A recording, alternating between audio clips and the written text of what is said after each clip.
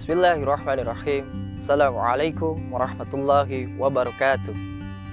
Innal hamdalillah nahmadu wa nasta'inu wa na'udzu billahi min syururi anfusina wa min sayyiati a'malina. May yahdihillahu fala mudhillalah fala mudlil fala hadiyalah. Asyhadu an la ilaha illallah wa asyhadu anna Muhammadan abduhu wa rasuluh la nabiyya ba'dah. Siswa-siswi SMP ABS, Asadid dan Asadidah, serta pemirsa yang senantiasa dirahmati oleh Allah Subhanahu wa Ta'ala. Bulan suci Ramadan sering kita sebut juga dengan bulan turunnya Al-Quran. Seperti dalam firman Allah Subhanahu wa Ta'ala, Syahrul Ramadan alladzi unsila fihil Quran, bahwa bulan Ramadan adalah bulan di mana di dalamnya diturunkan Al-Quran. Pemirsa yang dirahmati oleh Allah, perlu kita ketahui sejarah turunnya Al-Quran. Bagaimana kemudian Al-Quran turun menjadi petunjuk bagi kita, pembeda antara yang hak dan yang batil. Sejarah turunnya Al-Quran bermula dari kecemasan Rasulullah Muhammad SAW pada saat beliau usia 40 tahun terhadap masyarakat Mekah dan juga saudara-saudara terdekatnya. Karena pada waktu itu masyarakat Mekah mulai menyembah patung. Mereka membuat patung sesuai dengan kondisi sosial mereka. Untuk mereka yang sangat kaya, mereka membuat patung dari emas.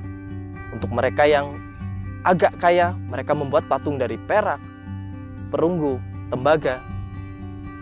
Begitu juga dengan mereka yang miskin.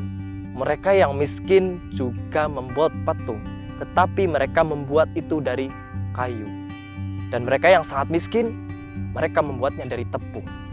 Tapi sayang, karena mereka itu sangat miskin, setelah mereka menyembah Tuhannya, mereka lapar, kemudian Tuhan mereka makan.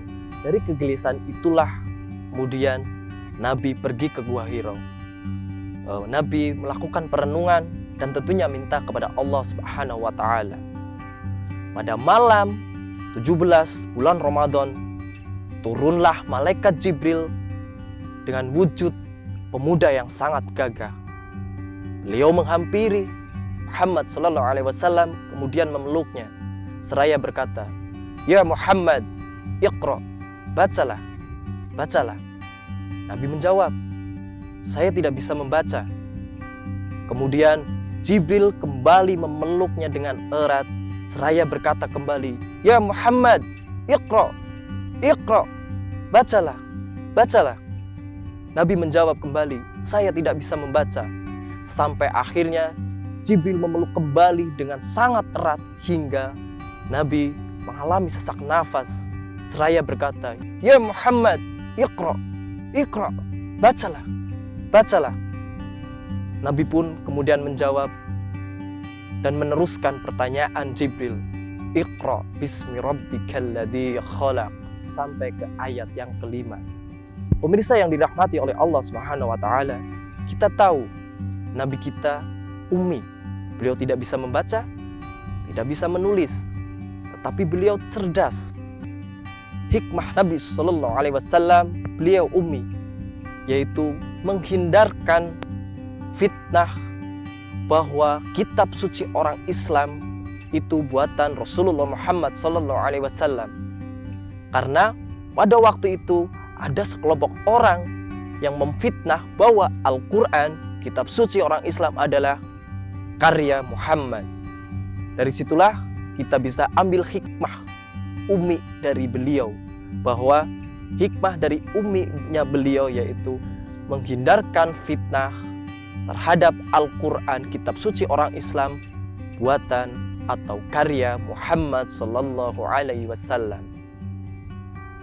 Kemudian setelah itu, setelah kejadian di Gua Hiro tadi, Nabi pulang kemudian menemui Khadijah. Berceritalah kepada Khadijah, dan pada saat itu juga Khadijah mempercayai bahwa Rasulullah Muhammad SAW adalah Nabi terakhir. Abu Bakar kemudian Rasulullah bercerita kepada Abu Bakar terkait dengan peristiwa yang terjadi pada dirinya di Gua Hiro. Pada waktu itu Abu Bakar seraya menjawab, "Sami'na wa ata'na." Saya dengar, saya yakini, dan saya ikuti. Dari situlah kemudian Abu Bakar mendapat gelar As-Siddiq, atau orang yang pertama kali mempercayai Rasulullah Muhammad SAW.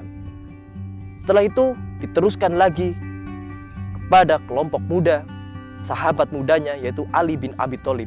Baru setelah itu diteruskan kepada sahabat-sahabat yang lain.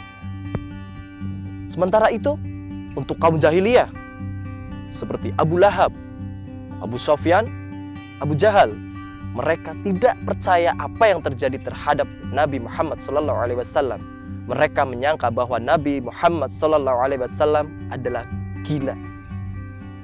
Pemirsa yang dirahmati oleh Allah Subhanahu wa taala, itulah sejarah singkat terkait terjadinya peristiwa nuzulul Quran atau turunnya Al-Quran pada malam 17 bulan Ramadan kepada Nabi kita sebagai wahyu yang diturunkan oleh Allah Subhanahu wa taala melalui Jibril kepada Nabi kita Muhammad SAW, yang senantiasa wahyu itu sampai saat ini masih ada keberadaannya. Dan tentunya kita sebagai hamba Allah dan juga umat Nabi Muhammad SAW sudah sepatutnya dan selayaknya kita membacanya, kita mempelajarinya, dan juga berusaha mengamalkan segala firman-firman Allah yang ada dalam Al-Quran. Terima kasih atas perhatiannya, semoga bermanfaat. Bila taufik walhidayah, wassalamualaikum warahmatullahi wabarakatuh.